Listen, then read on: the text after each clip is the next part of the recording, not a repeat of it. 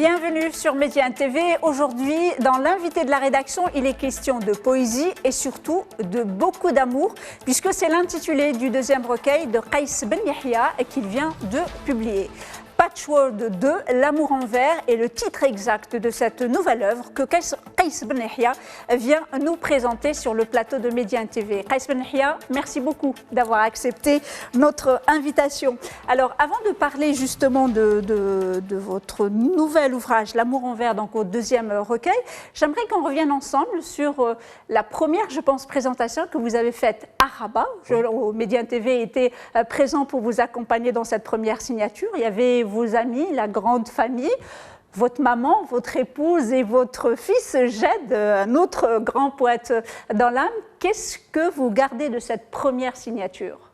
Écoutez, c'est toujours un moment de foisonnement d'émotions, de très belles émotions, qui sont porteurs des valeurs justement que je partage avec tout ce monde, des amis, la famille. Ma maman en premier, parce qu'elle est mon capital, elle est à l'origine de tout ce que je suis aujourd'hui. Bien sûr, ma famille, mon épouse, mon fils, comme vous avez bien voulu le dire, mais aussi tous mes amis, mes collègues, des gens avec qui je partage mon quotidien. Le quotidien qui n'est pas fait juste d'engagement professionnel, il est aussi fait de relations humaines. Et cet espace-là nous permet de nous retrouver dans cette relation humaine pure et vraie. Et c'est grâce notamment à la poésie qu'on peut aujourd'hui y prétendre, et c'est tant mieux, c'est tant mieux. Alors, Qais Ben Yahya, peut-être l'une des choses qui nous frappe quand on feuillette l'amour en vers, c'est la diversité de la langue. Vous avez choisi de parler et d'écrire en français, en arabe, en anglais, un peu d'espagnol, parce qu'il y a quelques mots en espagnol qui sont là, qui sont présents. Racontez-nous justement ce rapport à l'écriture de la poésie avec justement cette diversité des langues. Je crois qu'il n'y a pas de mystère. Le fait est que moi, en prétendant étant poète, je ne suis pas dans la logique, dans le process de production. Je ne veux nullement l'être. Je suis dans un process d'écriture qui est instantané et qui, comme le dit très bien Neruda, le grand poète, il dit que ça doit provenir d'une tristesse ou d'une joie, et ça doit éclater à un moment donné pour que ça soit de la poésie. C'est exactement ce qui se passe pour moi. Et l'instant où ça se produit, moi je ne maîtrise pas la langue. Ça se produit parfois en langue française, parce que le contexte de l'émotion le permet, et ça se produit souvent aussi en langue arabe, qui est une langue dont la beauté, je l'ai hérité de mon père, qui est un grand poète, c'est Mohamed Ben Yahya Tanjawi, et toutes ces langues sont pour moi vecteurs de l'émotion de l'instant. C'est ça qui fait cette diversité que je n'organise pas, mais qui s'impose à moi au moment de l'écriture. Alors, vous parliez, je voudrais aussi rendre hommage à votre père, parce que aujourd'hui, ça fait la 8 ans, la commémoration des 8 ans sans décès. Et vous en parliez le jour du vernissage, que justement, tout cet univers de la poésie, c'est quelque part votre père qui vous y a emmené. Un mot peut-être en hommage à feu votre père, Mohamed. Un mot sûrement, mais aucun mot ne serait suffisant pour expliquer cette relation que j'ai avec mon père, Allah yarhamou. Ce que je peux dire, c'est que moi, je n'ai jamais entrepris une démarche académique dans la poésie. Moi, tout ça, quelque part, je l'ai reçu grâce à l'environnement que mon père, Allah yarhamou, a permis que je puisse avoir dans cet environnement artistique, littéraire, formidable, où les belles valeurs étaient en foisonnement total, que j'ai pu avoir accès à la beauté de la poésie et à ce fait que la poésie est quelque part une lumière qui éclaire la part d'une humanité qui est en nous. Et c'est grâce à ça qu'on retrouve notre humanité et qu'on donne du sens à la vie. Et j'y tiens, parce que c'est ce lien formidable que je garde avec mon père, Allah yarhamou, et qui fait que c'est mon capital fondamental qui me fait avancer dans la vie. Alors, on parle dans ce recueil, on parle d'amour, mais un amour qui vous a emmené dans plusieurs villes du royaume. Oui. Vous avez écrit à Rabat, vous le mentionnez, Rabat, Marrakech, Essaouira, certainement d'autres villes. Il y a d'autres villes qui vous inspirent, mais de toutes ces villes, quelle est celle qui vous inspire le plus ? J'ai eu un petit peu des expériences dans certaines villes qui étaient plus intéressantes que d'autres, ça c'est normal.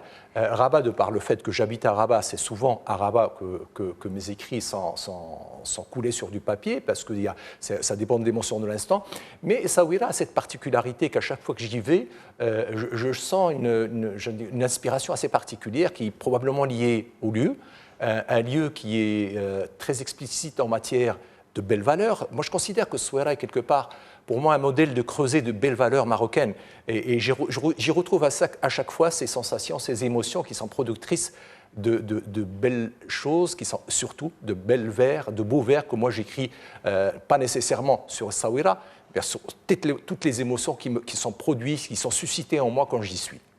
À mi-chemin dans cet entretien, est-ce que vous pourriez juste au hasard, puisqu'il n'y a pas de table de matière dans ce recueil, mais c'est peut-être aussi un bel hasard parce que ça nous permet quand même de prendre l'ouvrage et de le feuilleter. Donc si on prenait au hasard, et si vous preniez vous au hasard donc l'ouvrage et que vous nous choisissez de lire un extrait de poème.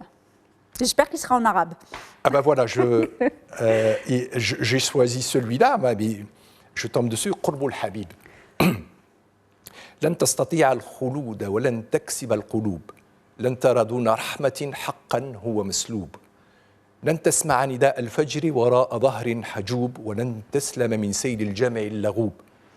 لن تعي سر كلمات معناها مشهوب ولن تستفيق من غيبوبة وهم كنوب. ليس السبيل رغم كل عنك بغريب وليس مفتاح المخرج هو منك بسليب.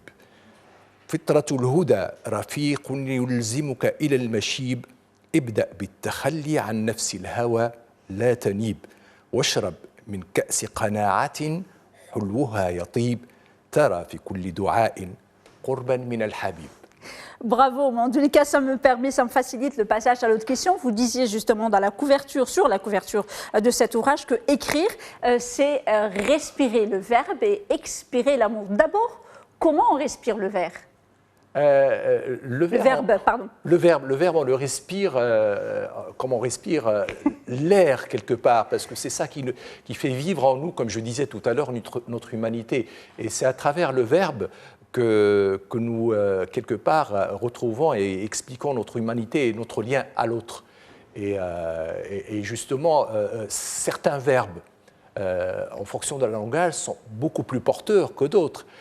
On a eu aujourd'hui l'occasion d'en lire un en arabe, et j'aimerais dire cette conviction que j'ai que l'arabe est une langue formidable, qui a une profondeur exceptionnelle en matière de poésie.